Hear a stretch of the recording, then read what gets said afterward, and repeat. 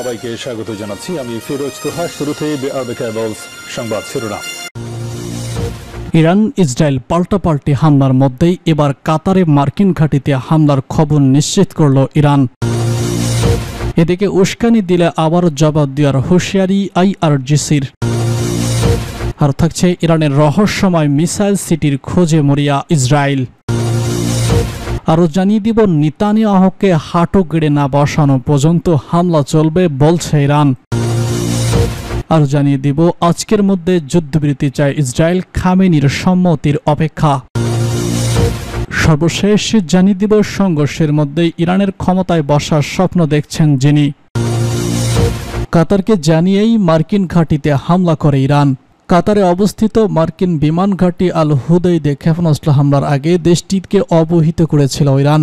3 জন ইরাকি কর্মকর্তার বরাত দিয়ে নিউজ টাইমস জানিয়েছে, সম্ভাব্য প্রাণহানি কমানোর জন্য কাতারের কর্মকর্তাদের এই হামলার তথ্য আগেই জানিয়ে দিয়েছিল তেহরান। প্রতিবেদনে বলা হয়, ইরান চেয়েছিল পারমাণবিক স্থাপনাগুলোতে মার্কিন হামলার প্রতিশোধ নিতে, একই সঙ্গে পরিস্থিতি যাতে সহজ শান্ত করা যায় সেই নিশ্চয়তাও রাখতে চেয়েছিল। এর আগে 2020 সালে কাসেম সুলাইমানির হত্যার জবাবে ইরাকে মার্কিন ঘাঁটিতে ক্ষেপণাস্ত্র হামলার আগেও ইরাক সরকারকে অবহিত করেছিল ইরান। কাতার ইরানের এই হামলাকে তাদের সার্বভৌমত্বের নির্লজ্জ লঙ্ঘন হিসেবে নিন্দা জানিয়েছে। এর আগে কাতারের রাজধানী দোহার আকাশে অধিকাংশ বিস্ফোরণের শব্দ শোনা গেছে। আল উদাইদা ঘাঁটি লক্ষ্য করে ক্ষেপণাস্ত্র নিক্ষেপ করা হয়েছে বলে আল জাজিরার প্রতিবেদনে বলা হয়েছে। একই সঙ্গে ইরাকেও একটি মার্কিন ঘাঁটিতে ক্ষেপণাস্ত্র নিক্ষেপ করার খবর পাওয়া গেছে। শনিবার দিবাগত রাতে ইরানের 3 পারমাণবিক স্থাপনায় হামলা করে যুক্তরাষ্ট্র। ইরানের পক্ষ থেকে আগে জানানো হয়েছিল, যুক্তরাষ্ট্র যদি সরাসরি হামলা চালায় তবে তার কঠিন জবাব।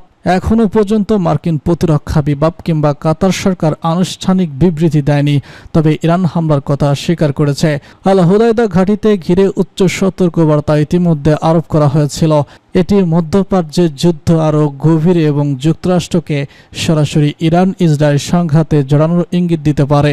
উস্কানি দিলে আবারও জবাব দেওয়ার হুঁশিয়ারি আইআরজিসির।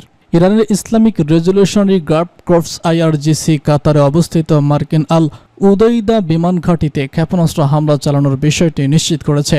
বাহিনীটি এই হামলাকে ইরানের পারমাণবিক স্থাপনাগুলোতে মার্কিন যুক্তরাষ্ট্রের স্পষ্ট আক্রমণের প্রতিশোধ হিসেবে অভিহিত করেছে। সেই সঙ্গে আরও যে কোনো আগ্রাসন আসলে তার বিরুদ্ধেও জবাবের হুঁশিয়ারি দিয়েছে। সোমবার রাতে কাতারের অবস্থিত মার্কিন ঘাঁটিতে হামলার পর আইআরজিসি এই বিবৃতি এলো। আল জাজিরা জানিয়েছে, তসনিম সংবাদ সংস্থা কর্তৃক পরিচালিত এক কঠোর বার্তায় বিবৃতিতে আইআরজিসি সতর্ক করে দেয়, আরও যে কোনো আগ্রাসন আসলে এর বিরুদ্ধে বল প্রয়োগের মাধ্যমে জবাব দেওয়া হবে। বিবৃতিতে উল্লেখ করা হয়, ইরান তার সার্বভৌমত্ব, আঞ্চলিক অখণ্ডতা বা জাতীয় নিরাপত্তার বিরুদ্ধে কোনো আগ্রাসনকে কখনো জবাবহীন রাখবে না। আইআরজিসি জানিয়েছে, এই অভিযানটি ইরানের সর্বোচ্চ জাতীয় নিরাপত্তা পরিষদের সঙ্গে সমন্বয় করে করা হয়েছে। আরও উল্লেখ করা হয়, জায়নির সত্তা ভেঙে ফেলা পর্যন্ত প্রতিরোধ অব্যাহত থাকবে। এবার ইরানের রহস্যময় মিসাইল সিটির খোঁজে মরিয়া ইসরায়েল। মধ্যপ্রাচ্যে উত্তেজনা এখন উচ্চ পর্যায়ে। ইসরায়েল প্রথমে হামলা চালিয়েছে ইরানে, পাল্টা জবাবে প্রতিদিনই রকেট ছড়েছে তেহরান। এর মধ্যে যুক্তরাষ্ট্র ইসরায়েলকে সমর্থন জানিয়ে শনিবার রাতে আঘাত এনেছে ইরানের বেশ কয়েকটি পরমাণু স্থাপনায়। তবে এসব হামলার পরও থেমে নেই ইরান, নিয়মিতভাবে পাল্টা হামলা চালিয়ে যাচ্ছে। বিশ্লেষকরা বলছেন, ইরানের এই অব্যাহত জবাব দেওয়ার পেছনে অন্যতম শক্তির উৎস হল তাদের ভূগর্ভস্থ মিসাইল সিটি। ইরান তার ভূগর্ভস্থ এবং পর্বতময় অঞ্চলের নিচে গড়ে তুলেছে গোপন সুড়ঙ্গের বিস্তৃত জাল। দেশটি ইসলামিক বিপ্লবী গার্ড বাহিনী ভূগর্ভস্থ বিমান ঘাঁটি, অস্ত্র ঘাঁটি গড়ে তুলেছে, যেগুলোর নাম মিসাইল সিটি। এই ঘাঁটিগুলোই গোপনে মজুত করে রাখা হয়েছে ব্যালিস্টিক এবং ক্রুজ ক্ষেপণাস্ত্র, ড্রোন, বিমান প্রতিরক্ষা ব্যবস্থা, এমনকি কিছু জাহাজও। এগুলোর মধ্যে কিছু ঘাঁটি আবার সরাসরি ক্ষেপণাস্ত্র উৎক্ষেপণের কেন্দ্র হিসেবে ব্যবহৃত হয়।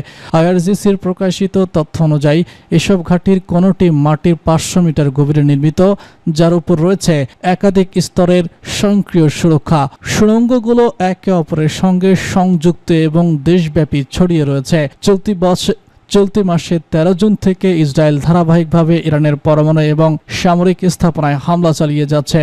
যদিও এতে কিছু কমান্ডার নিহত হয়েছে, তবে এখনও পর্যন্ত মিসাইল সিটিগুলোতে বড় কোনো ক্ষয়ক্ষতির তথ্য পাওয়া যায়নি, কারণ এসব ঘাঁটি এতটাই গভীরে যে গোপনে যে মার্কিন ও ইসরায়েলি গোয়েন্দা সংস্থার কাছেও সেগুলোর অবস্থান নিশ্চিত নয়। যুক্তরাষ্ট্রভিত্তিক থিঙ্ক ট্যাঙ্ক এনডিএফির এক বিশ্লেষক মেহবান বেন তেলের বলেছেন, উপগ্রহের নিজি এরিয়া মজুদ ও উৎক্ষেপণ করার উপযোগী করে ঘাঁটিগুলো নির্মাণ করা হয়েছে, সেগুলো চিহ্নিত করাই এখন সবথেকে বড় চ্যালেঞ্জ। বিবিসি ফর্দি বিভাগ বলছে, এসব ঘাঁটির ভিতরে রয়েছে রকেট লঞ্চার সহ ট্যাঙ্কার সারি, যেগুলো মাটির নিচে দিয়ে সরে গিয়ে নির্ধারিত স্থানে গিয়ে রকেট উৎক্ষেপণ করে। এমন একটি ভিডিওতে দেখা যায় সমুদ্র তীরবর্তী একটি ট্রাক থেকে সরাসরি রকেট ছোড়া হচ্ছে। ইরান দাবি করেছে তাদের হাতে থাকা সিজ্জিল, খেইবার, শেকুন, হজে কাশেম, কোরদাত এবং এইচই পারভেজ ক্ষেপণাস্ত্র 2000 কিলোমিটার দূর পর্যন্ত লক্ষ্যবস্তুতে আঘাত আনতে পারে। এর ফলে শুধু ইসরায়েল নয়, সৌদি আরব, ভারত, এমনকি রাশিয়া এবং চীন এর আওতায় পড়ে। 2024 সালের এপ্রিল মাসে ইরান যখন ইসরায়েলের উপর হামলা চালায়, তখন ইবাদ মিসাইল দিয়েই নিভাতিম ঘাঁটিতে বড় ধরনের আঘাত আনা হয়। পাশাপাশি সিজ্জিল ক্ষেপণাস্ত্র দিয়ে ইসরায়েলের আকাশ প্রতিরক্ষা ব্যবস্থায়ও চ্যালেঞ্জ আনা হয়েছিল। এখন প্রশ্ন উঠেছে, এই মিসাইল সিটির সঙ্গে কি ইরানের বিতর্কিত পারমাণবিক কর্মসূচির কোনো যোগাযোগ আছে? যুক্তরাষ্ট্রের থিঙ্ক ট্যাঙ্ক এইচটি বলছে, ইরানের এই ক্ষেপণাস্ত্রগুলো পারমাণবিক ওয়ারহেড বহনে সক্ষম হলেও বর্তমানে তাতে পারস্পরিক বিস্ফোরক ব্যবহার করা হচ্ছে। যুক্তরাজ্যের আইআরজিই গবেষক সিদ্ধান্ত কৌশলের মতে বা শাহাব-3 এর মতো ঘাঁটিটি পারমাণবিক অস্ত্র নিক্ষেপের জন্য সম্ভাব্য স্থান হতে পারে, তবে এখনও পর্যন্ত সরাসরি কোনো যোগাযোগের প্রমাণ মেলেনি। নেতানিয়াহুকে হাঁটু গেড়ে না বসানো পর্যন্ত হামলা চলবে বলছে ইরান।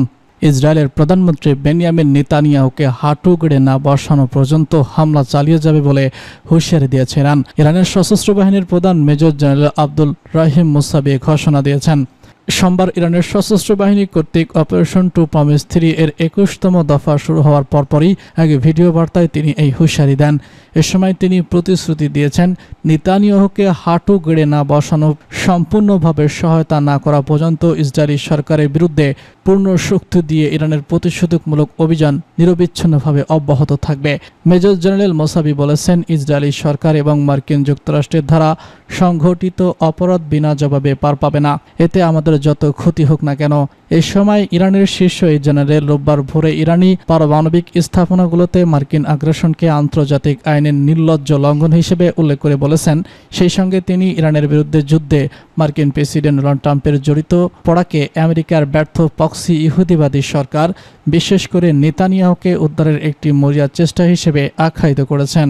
মেজর জেনারেল মোসাবি বলেছেন, পরাজয়ের জেরে নেতানিয়াহুর পতন প্রত্যক্ষ করার পর ট্রাম্প এই বর্বর কাজের মাধ্যমে তাকে কৃত্রিম বিশ্বাস প্রশ্বাস দেওয়ার সিদ্ধান্ত নেন। ট্রাম্পের সরাসরি নির্দেশে রোববার সকালে মার্কিন বোমারু বিমান ইরানের 3টি পারমাণবিক স্থাপনা ইস্পাহান, নাতাঞ্জ এবং ফোর্দো লক্ষ্য করে বিমান হামলা চালায়, যা বিশ্বজুড়ে ব্যাপক সমালোচনার সৃষ্টি করে। আজকের মধ্যেই যুদ্ধবিরতি চায় ইসরায়েল, খামেনির সম্মতির অপেক্ষা। ইরানের সঙ্গে চলমান সংঘর্ষ দ্রুত শেষ করতে চায় ইসরায়েল, এমন বার্তা দিয়েছে দেশটির শীর্ষ কর্মকর্তারা। তবে এই যুদ্ধবিরতির চূড়ান্ত সিদ্ধান্ত এখন ইরানের সর্বোচ্চ নেতা আয়াতুল্লাহ আল খামেনির উপর নির্ভর করছে বলে জানিয়েছে ইসরায়েলি গণমাধ্যম। ইসরায়েলি সরকার সম্প্রচার সংস্থা স্ক্যানার বরাত দিয়ে জানানো হয়, তেল আবিব চাইলে আগামী কয়েকদিনের মধ্যেই সামরিক অভিযান শেষ করতে হবে। এমনকি খামেনি সম্মত হলে আগামীকালই যুদ্ধবৃত্তি ঘোষণা আসতে পারে। ইসরায়েলি এক কর্মকর্তা বলেছেন, আমরা সংঘাত দীর্ঘায়িত করতে চাই না, আমাদের লক্ষ্য পূরণ প্রায় সম্পন্ন হয়েছে। তবে যদি খামেনি উত্তেজনা বাড়িয়ে তোলেন, তাহলে যুদ্ধ আরও দীর্ঘায়িত হতে পারে। ইসরায়েল দাবি করেছে, ইরানের পারমাণবিক কর্মসূচি পুরোপুরি ধ্বংস না হলেও এতে গুরুতর ক্ষয়ক্ষতি হয়েছে। তাদের ভাষায় অপারেশন ডাইনিং লাইন এর মাধ্যমে ইরানের পারমাণবিক ও পরমাণু ক্ষমতা অনেকটাই পিছনে ঠেলে দেওয়া সম্ভব হয়েছে। ইসরায়েলি কর্মকর্তারা আরও সতর্ক করে বলেছেন, যদি খামেনি মার্কিন বাহিনী এবং যুক্তরাষ্ট্রের স্বার্থে হামলার নির্দেশ দেন, তাহলে যুক্তরাষ্ট্রের তরফ থেকে পাল্টা প্রতিক্রিয়ায় মারাত্মক রূপ নিতে পারে। বিশ্লেষকদের মতে, ইসরায়েলের এই বক্তব্য একটি কৌশলগত বার্তা, যার মাধ্যমে তেহরানের উপর চাপ তৈরি করা হচ্ছে যুদ্ধ থেকে সরে আসার জন্য। এখন দেখার বিষয়, ইরান কি পদক্ষেপ নেয়, যুদ্ধবিরতির পথে এগোবে নাকি প্রতিশোধ চালিয়ে যাবে। ইরানের সংঘাতের মধ্যেই ইরানে ক্ষমতায় বসার নতুন স্বপ্ন দেখছেন যিনি। মার্কিন বিমান হামলায় ইরানের পারমাণবিক স্থাপনায় ব্যাপক ক্ষয়ক্ষতির খবরে যখন গোটা মধ্যপ্রাচ্য উত্তেজনার পারদ-চরমে, তখন আলোচনায় উঠে এসেছে ইরানের সাবেক শাহ মোহাম্মদ রেজা পাহলভির পুত্র এবং নির্বাসিত রাজপুত্র রেজা পাহলভি। এই সংকটময় মুহূর্তে তিনি প্রকাশ্যে আহ্বান জানিয়েছেন ইরানের বর্তমান ধর্মভিত্তিক শাসন ব্যবস্থা ভেঙে দিয়ে সেখানে একটি গণতান্ত্রিক শাসন প্রতিষ্ঠার জন্য পশ্চিমা বিশ্ব যখন ইরানি জনগণের পাশে দাঁড়ায়। প্যারিসে আয়োজিত এক সংবাদ সম্মেলনে রেজা পাহলভি স্পষ্টভাবে বলেছেন, শুধু পারমাণবিক স্থাপনায় হামলা চালিয়ে শান্তি নিশ্চিত করা যাবে না, বরং এই শাসন ব্যবস্থার পতন ছাড়া টেকসই শান্তি এবং আঞ্চলিক স্থিতি